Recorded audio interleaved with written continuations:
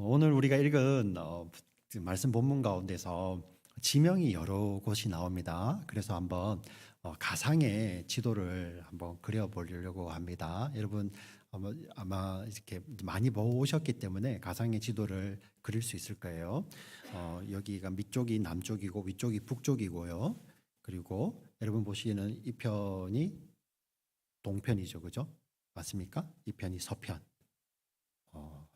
저는 반대로 하고 있어요. 미러링으로 남편, 북편, 동편, 서편. 여기 오늘 본문에 나오는 지명이 유대와 사마리아와 갈릴리, 그리고 룻다, 샤론, 그리고 요빠라는 곳이 나와 있습니다. 그걸 한번 지도에서 한번 찾아보도록 하겠습니다. 이스라엘 지도 생각하시면 되겠습니다. 이스라엘은 이렇게 남쪽에서 북으로 이렇게 길게 뻗어져 있죠. 그래서 맨 밑에 남쪽에 있는 지역이 유대 지역입니다. 유대 지역. 이 유대 지역에는 예루살렘도 같이 있어요.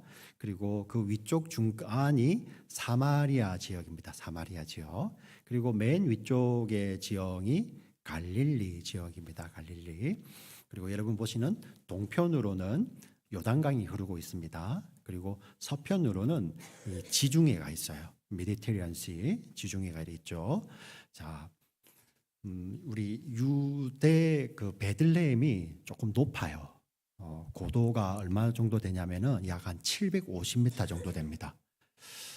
해발 고도 750m.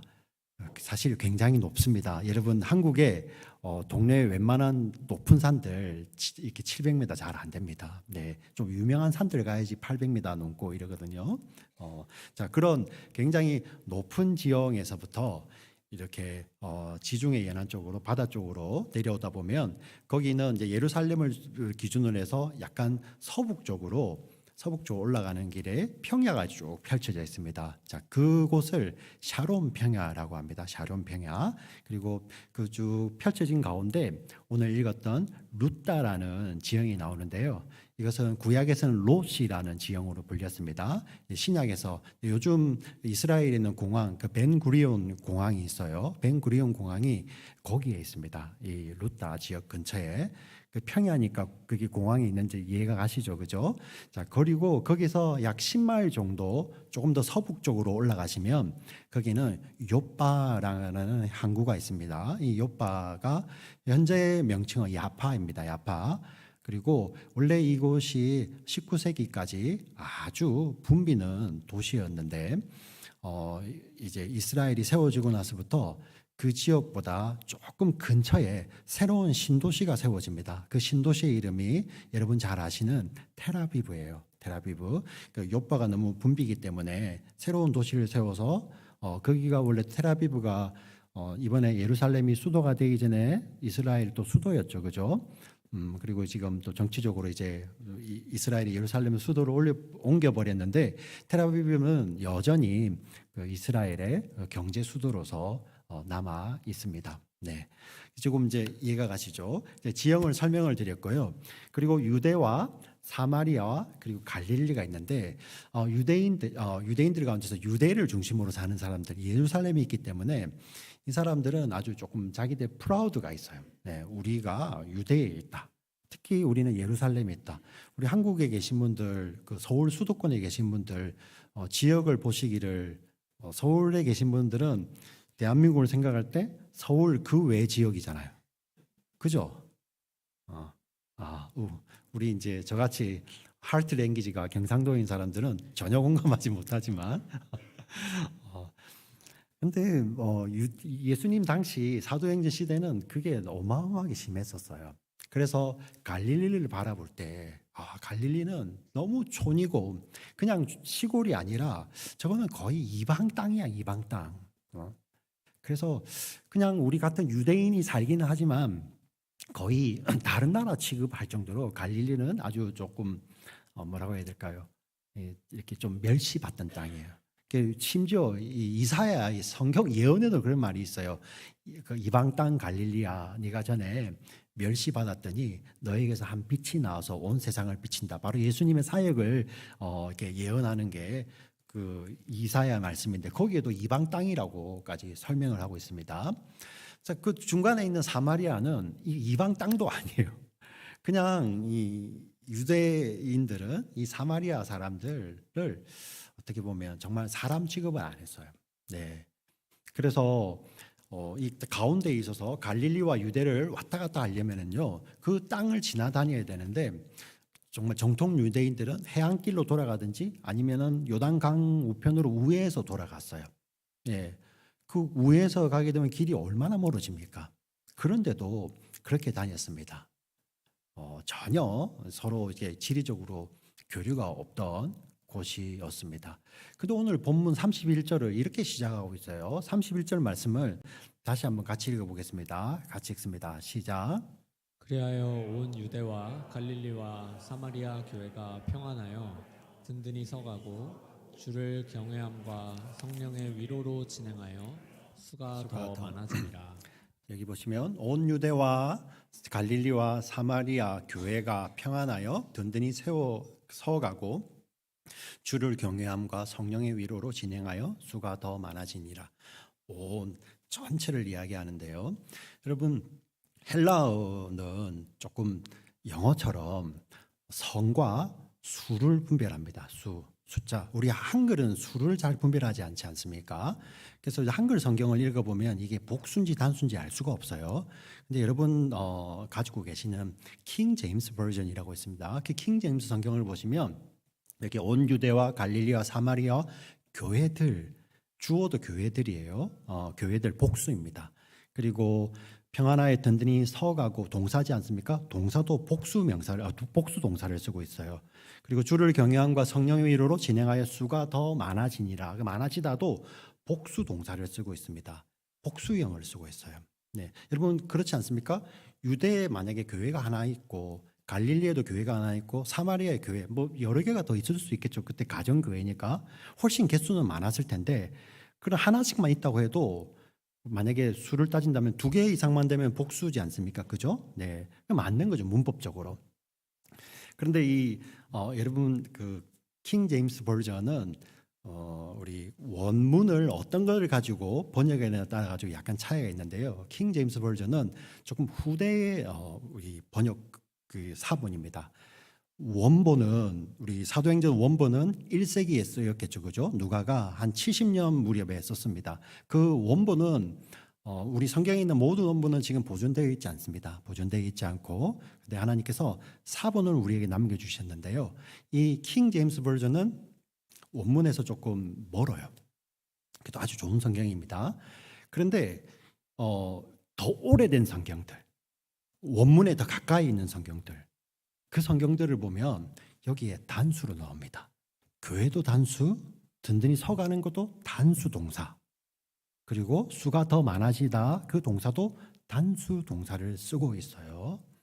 그래서 우리 한글 성경은 굉장히 오래된 사본을 가지고 번역을 했습니다. 그리고 영어의 ESV나 NASB 같은 성경도 이 오래된 사본을 가지고 번역을 했어요. 사실 원문에 오래되었지만 원문에 가까이 가니까 더 원문에 가깝겠죠.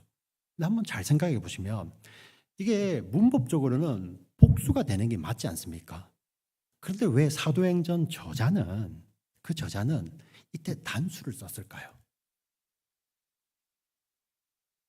예, 문법을 파괴해 버렸죠.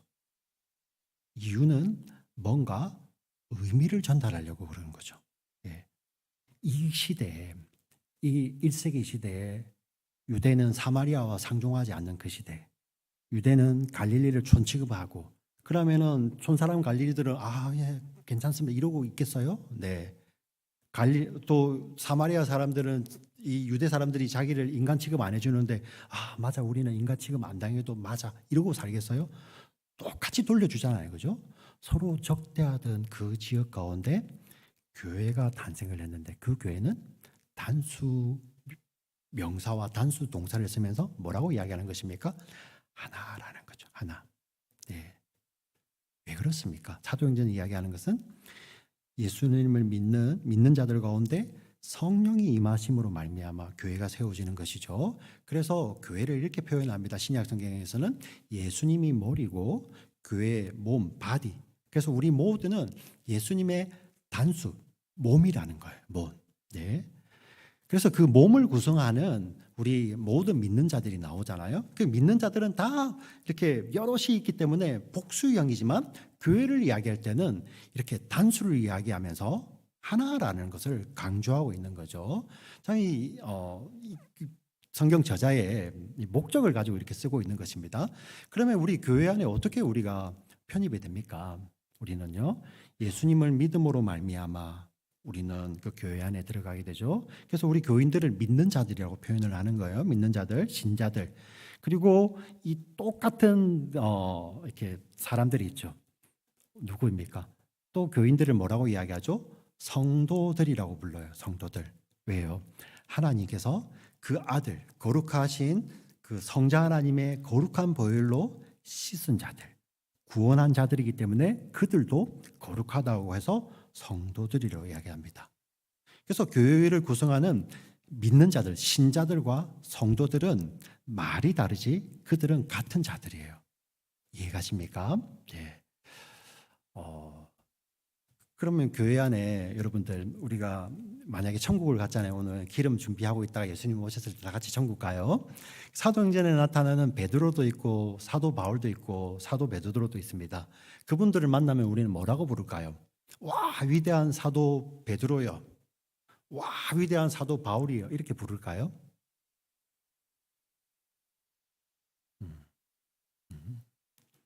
다 형제예요. 형제 베드로, 형제 사울이에요. 시공을 뛰어넘어서 그들도 우리를 볼 때 형제 누구, 자매 누구죠. 네, 이 교회의 정체성이 하나라는 겁니다. 하나. 한 아버지 아래서 우리 모두는 형제 자매라는 것을 강조하는 것이죠. 자, 이 교회는 뭐로 든든히 서가는 것입니까? 주를 경외함과 성령의 위로로 진행하며 든든히 서가며 수가 많아지는 거죠. 예수를 구주로 믿는 자들, 그 구주 예수님을 인생의 삶의 주로 고백하는 것이 주를 경외함이지 않습니까? 그 주를 경외하는 자들 가운데 성령의 위로함이 부어지는 거예요. 네. 그래서 우리가 먼저 성령의 위로를 받죠.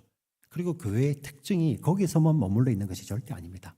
공동체를 단수로 표현하면서 그 단수들은 또 이 세상을 향해서 예수님의 몸이기 때문에 예수님의 생각들이 우리 몸된 교회를 통해서 다 나아가는 거예요. 이제 세상을 향하여서 성령의 위로를 받은 교회가 가는 곳곳마다 이제 우리 교회를 통하여서 주님의 위로가 세상에 쏟아지는 거죠. 우리 여기 앉아 계신 분들은, 주를 믿는 자들은 한 분 한 분에게 주님께서 성령을 통해서 위로해 주시고, 그리고 그 한 사람 한 사람을 이제 세상으로 파송하셔서 그분을 통하여서 세상 가운데 주님의 위로를 흘려보내는 자들이에요. 할렐루야. 네. 예외가 없습니다. 그래서 이렇게 세상으로 보낸 자들을 바로 제자들이라고 표현하는 것입니다. 여러분, 이런 혹시 설명 들어보셨습니까? 나는 신자는 되지만 나는 아직 제자는 아니야. 이 말 뜻은 나는 아무것도 안 하겠다는 말이죠. 네. 네.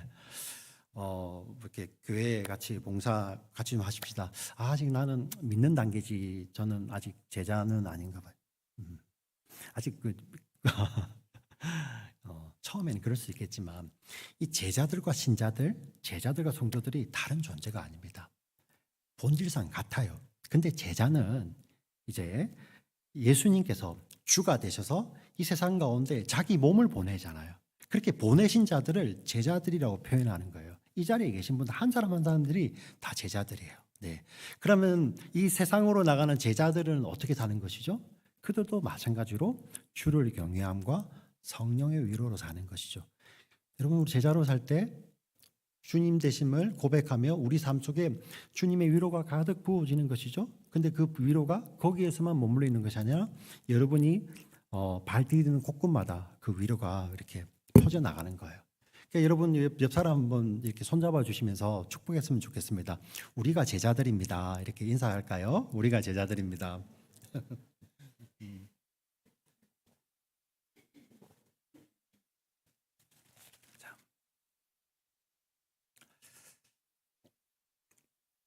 자, 이 제자들이 이제 세상을 향해서 나가는 것입니다. 자, 그 가운데 오늘 본문에 베드로가 등장을 하죠. 베드로가. 사실 베드로의 본 무대는 어디입니까? 예루살렘 교회 아닙니까? 그죠? 내가 예루살렘 교회의 좌장이야. 내가 체면이 있지. 교회 안에 있어야지. 그러지 않아요. 우리 32절 같이 읽어보겠습니다. 32절 시작. 그때 베드로가 사방으로 두루 다니다가 루다에 사는 성도들에게도 내려갔더니, 자, 그때라고 되어 있지만은 그리고입니다. 그리고 이렇게 교회가 하나가 되어서 세상을 향하여 제자들로 이렇게 퍼져 나가잖아요. 주를 경외함과 성령의 위로로 이렇게 수가 늘어나며 성장하는 그 가운데 베드로가 나는 사도인데 뭐 나는 좌장인데 이러지 않다는 거죠. 주님의 자녀이고요. 주님께서 맡겨주신 그냥 제자이고요. 형제 자매예요. 자, 그래서 루다에 사는 상도들에게까지 가는 것입니다. 같은 것이죠. 자, 이 베드로의 삶을 통해서 이 제자의 삶이 어떤지를 보여주고 있습니다. 그래서 애니아라는 한 사람을 만나게 됩니다. 8년 동안 중풍에 걸려서 이렇게 침상에 누워있던 자예요. 8년 짧지 않지 않습니까? 8년. 굉장히 긴 시간입니다. 자, 그런데 거기에 가서 선포합니다. 애니아야, 주께서 너를 낫게 하신다. 일어나서 네 침상을 정돈하여 가라라고 말씀을 하십니다. 자, 근데 이렇게 했던 것은 우리 앞에 예수님께서 복음서에 보면 중풍병자를 만났을 때마다 예수님이 이렇게 말씀하셨죠. 일어나서 네 침상을 가지고 가라라고 말씀을 하십니다. 베드로가 지금 거기에 가서 주를 경외하면 주님께서 맡겨주셨잖아요. 주님께서 그 맡겨주신 양들을 향하여서 주님이 하시는 그 사역을 그대로 하고 있는 것이죠. 그래서 비록 베드로가 갔지만, 근데 그 베드로가 주를 경외하는 베드로가 있을 때 주님이 그 자리에 계시는 거예요. 할렐루야. 그리고 그 주님이 만져주시는 것입니다. 그 주님이 위로해 주시는 거예요. 그래서 애니아가 일어나는 겁니다. 그래서 어떤 일이 벌어집니까? 그래서 베드로가 유명해졌다? 예루살렘에 있던 그 명성이 루다까지 그 명성이 퍼졌다? 아니요. 35절 같이 읽어보겠습니다. 35절 같이 읽습니다. 시작. 루다와 샤론에 사는 사람들이 다 그를 보고 주께로 돌아오니라. 이 베드로의 사역을 보고 일어난 애니아를 보고 와 애니아, 와 베드로는요 주께로, 이 주를 경외함이죠, 그죠? 이 제자의 삶이 바로 이런 거예요. 그 주를 경외하는 자들이 있는 곳곳마다 그 가운데서 성령의 위로가 부어지고 그 성령의 위로가 세상 가운데 퍼져나가는 것이죠. 우리 교회가 오늘 우리 권사님께서 그런 귀한 기도를 해주셨는데요. 이 땅에서, 이 지역에서 이 사역을 주님 오시는 그날까지 감당하는 거죠. 그게 바로 기름을 예배하는 겁니다. 기름집에 팔지 않습니다. 주유소에 팔지 않고 우리가 주를 정말 믿음으로 말미암아 우리의 삶이 성도답게 또 신자답게 믿는 자답게 제자답게 사는 것이 기름을 예배하는 것이죠. 할렐루야. 이 일을 하고 있는 것입니다. 그리고 또 한 사건으로 이어지게 됩니다. 36절 말씀을 같이 읽어보겠습니다. 36절 같이 읽습니다. 시작. 요바에 다비다라 하는 여제자가 있으니 그 이름을 번역하면 도르가라. 선행과 구제하는 일이 심히 많더니. 자, 이것도 굉장히 중요한 말씀 중에 하나인데요. 성경은 다 중요합니다. 근데 우리가 어떤 성경 저자의 강조점을 이제 아는 게 중요하다는 거예요. 자, 헬라어의 특징이 성과 수를 분명하게 구별한다고 했죠. 그리고 또 하나의 특징이 뭐냐면은 우리 한글이나 영어 같은 경우는 어순을 바꾸면 의미가 달라질 때가 많죠. 순서를 바꿔버리면 말이 이상해지든지 의미가 달라져요. 영어도 그래요. 근데 신기하게 헬라어는요, 그 어순에 별로 상관이 없어요. 어순을 막 섞어놔도 그 의미가 달라지지 않아요. 헬라어의 특징이에요. 이 특징을 갖고 있기 때문에 헬라어 제자들이 어떤 것을 많이 사용하냐면은 그 문장에서 강조하고 싶은 단어를 맨 앞에다 둬요. 그런 말씀 많이 들어보셨죠? 여기서 보시면 우리는 이 헬라어 어순을 가지고 설명을 해보면 요바는 사실 이 당시에 거의 이방 지역이에요. 이방 지역.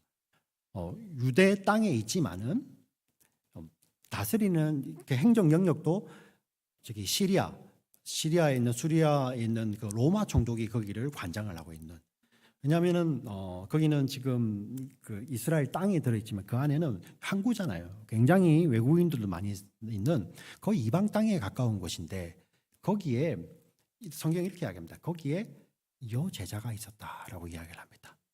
우리 신약 성경을 보면 제자라는 말이 사도행전은 28번 나오고요. 신약 성경 전체를 보면 261번이 나와요. 제가 다 세어봤어요. 하나하나씩 다 찾으면서 하는 것이 아니라 성경 프로그램을 쓰는 거죠. 성경 프로그램은. 그래서 이제 원어를 가지고 딱 검색을 하면은 신약에서 261번이 나오고요. 사도행전으로 리미트해서 딱 검색을 하면 28번이 나옵니다. 근데 여제자라는 말은 딱 한 번 여기서 나와요. 여제자가 한 사람밖에 없었다는 말이 아니에요. 여러분 누가복음에 보면 이 누가는요 여성에 대해서 아주 관심이 많아요. 네. 똑같이 취급합니다. 예수님의 탄생 이야기에서 보면은 천사가 이게 주로 나타나는 것은 이제 여성이죠, 그죠?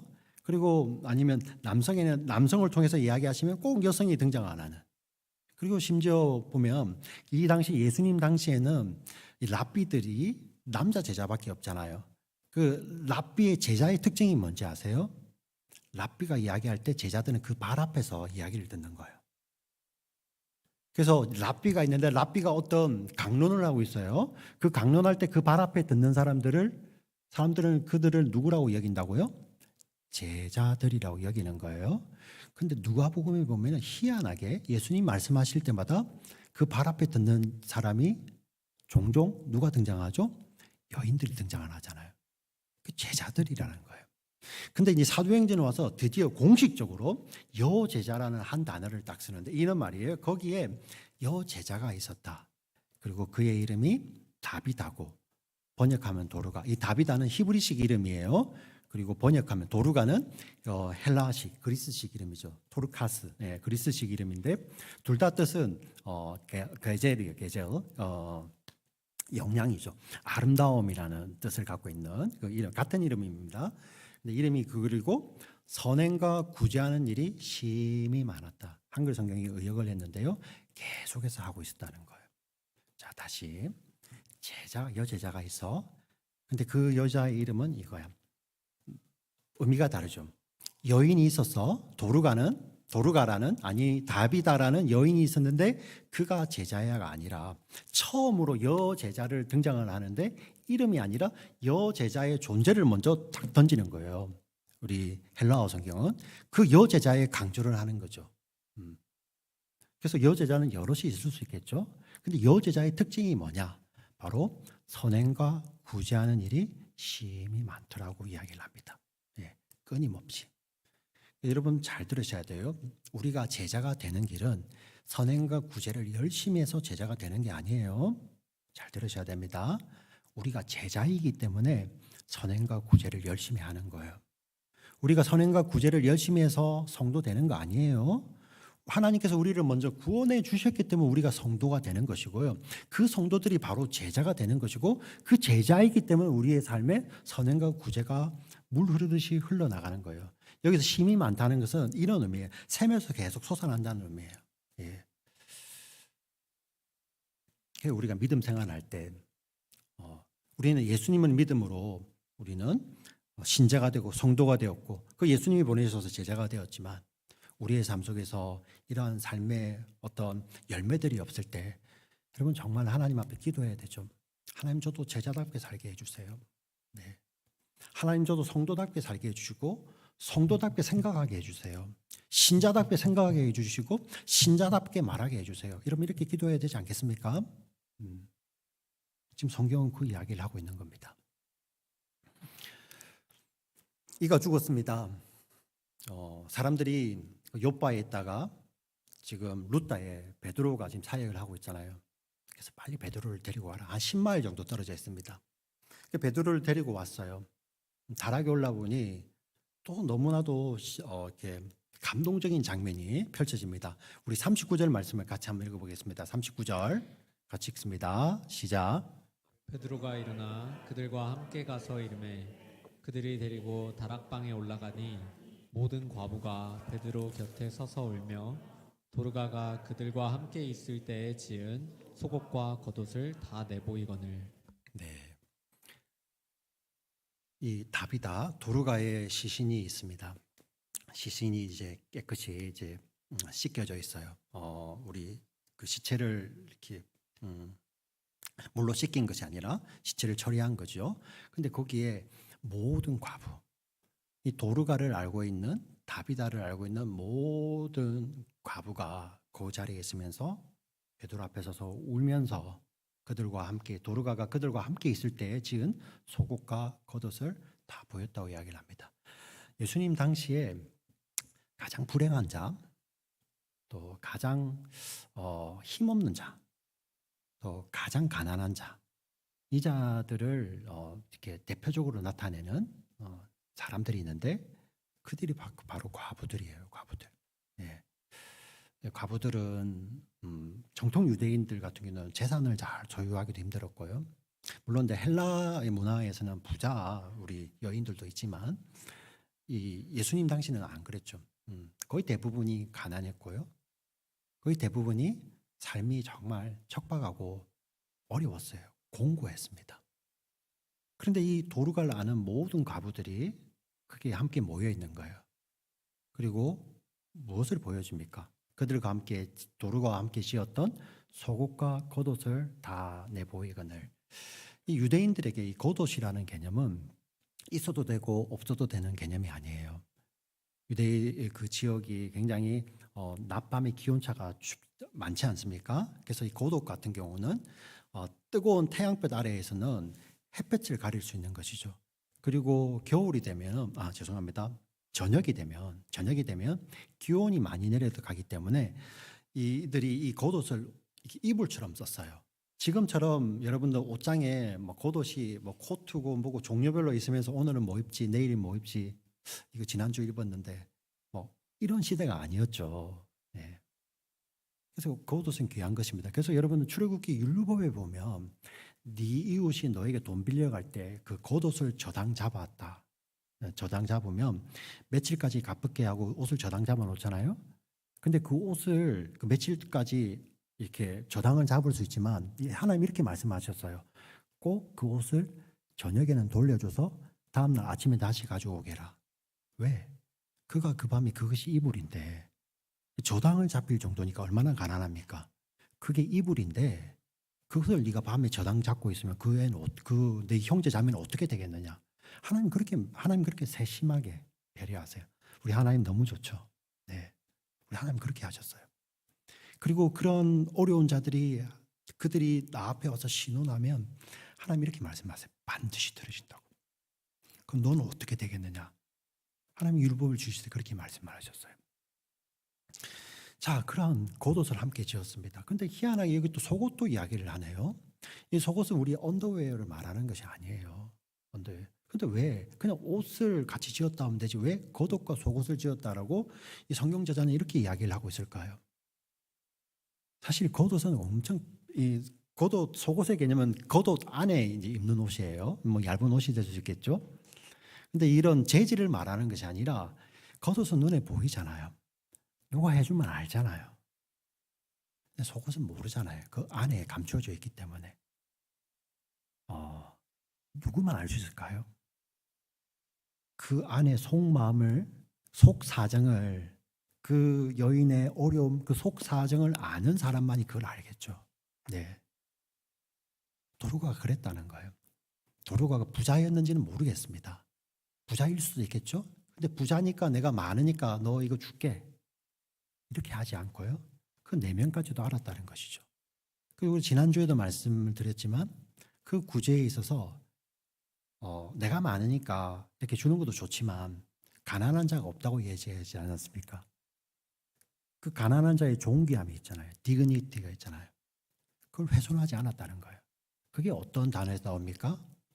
함께 지었다는 거죠. 함께. 네. 보여지긴 외적인 거. 와, 누가 이 겉옷 해줬지? 야, 도르가가 해줬대. 야, 대단해. 그 사람. 이런 칭찬만 받는 여인이 아니라 그 내면도 아는 그 가난한 자, 공고한 자, 인생의 공고한 자의 그 내면까지도 아는 그 도르가, 그 답이다.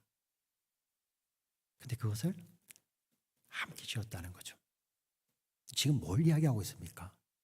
이 제자의 삶을 이야기하는 것이죠. 근데 이 제자의 삶이 어떻게 알려졌습니까? 도로가가 죽은 후에죠. 이 아름다운 이야기 아닙니까? 아름다운 이야기. 이 제자의 삶이라는 게 바로 이런 거예요. 죽음 이후의 삶이 아름다운 거죠. 여러분 잘 기억하셔야 됩니다. 죽음 이후의 삶이 아름다운 게 진짜 제자의 삶이야 라고 지금 이렇게 이야기를 하고 있는 거죠. 왜 그렇습니까? 우리는 죽음 이후의 삶이 아름다운 한 분을 알잖아요. 우리 그분을 믿잖아요.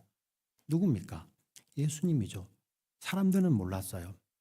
그는 메시아를 사칭하는 자기 죄이기 때문에 로마의 반역자로 몰려서 나무 십자가에 달려서 죽는다고 생각을 했습니다. 그렇지 않습니까? 그래서 그 로마에 반역하는 그 사람의 목숨을 취하기 위해서 로마의 백부장이 그 망치를 가지고요, 네, 못을 가지고 예수님을 못 박았습니다. 근데 예수님이 돌아가시자 그 백부장이 이렇게 고백을 하죠. 이는 진실로 하나님의 아들이소이다. 죽음 이후의 삶이 훨씬 더 아름답죠. 네. 이 세상의 관점을 보면 예수님의 삶이 성공하셨어요.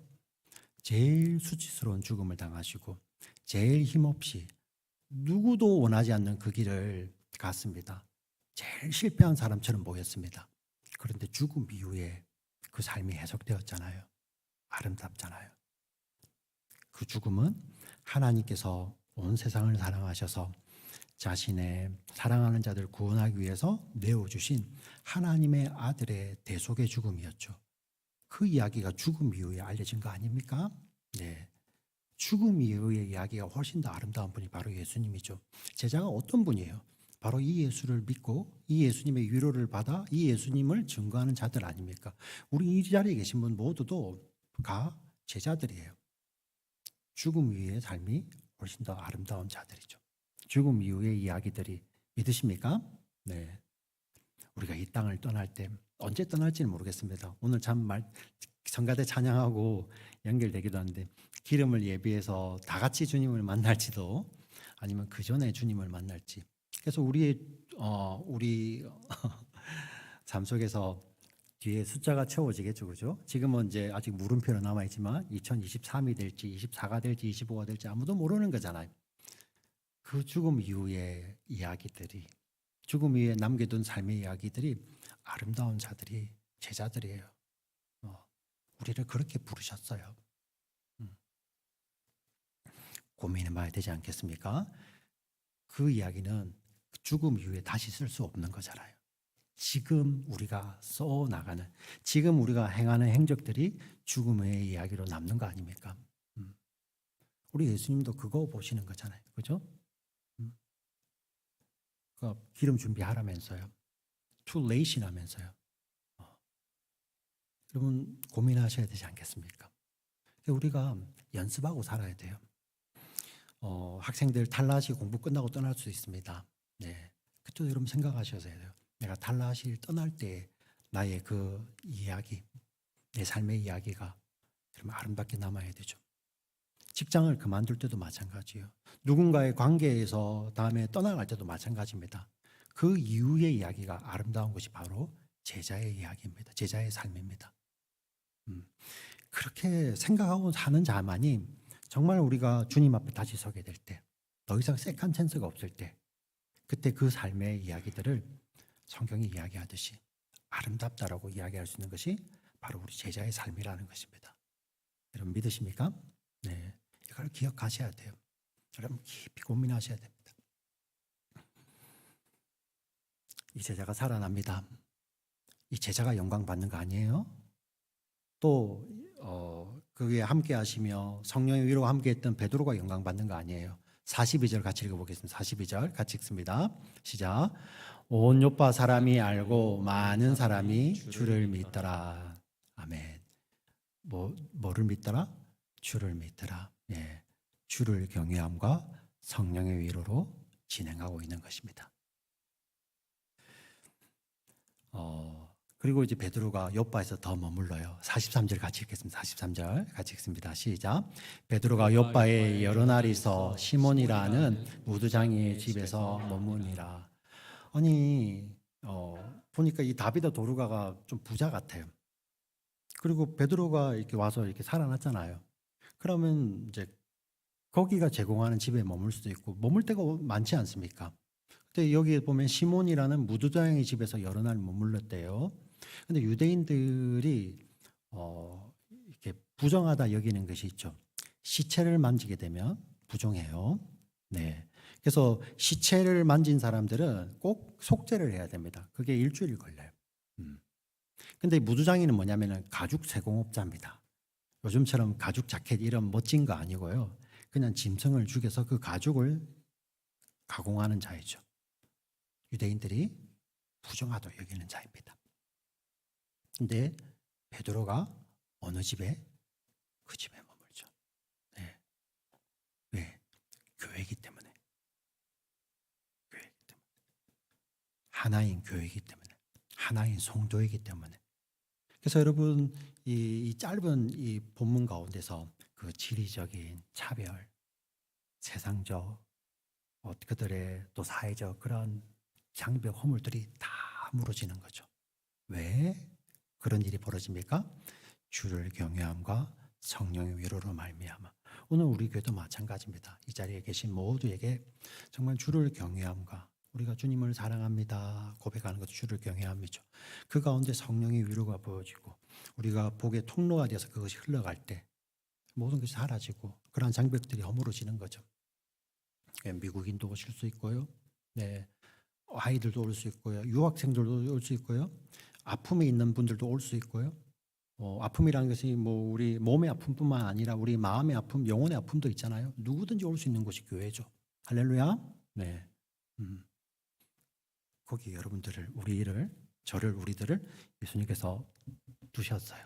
제자라고 하잖아요. 제자. 우리가 제자입니다. 아멘. 네, 우리가 제자입니다.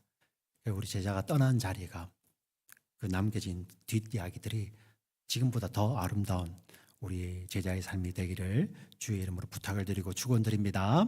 아멘. 살아계신 하나님 아버지 참으로 감사합니다. 주님의 말씀을 또 저희들이 먹습니다. 우리에게 남겨주신 이 귀한 말씀을 통하여 우리의 영이 자라게 하여 주시고 우리 생각이 깨우쳐지게 하여 주시고 정말 이 말씀을 통하여서 주를 경외하며 성령의 위로로 살아갈 때 우리 뒷이야기 남겨질 뒷이야기가 더 아름다운 우리의 삶이 될 수 있도록 하나님 축복하여 주시옵소서. 귀하신 우리 구주 예수 그리스도 이름으로 기도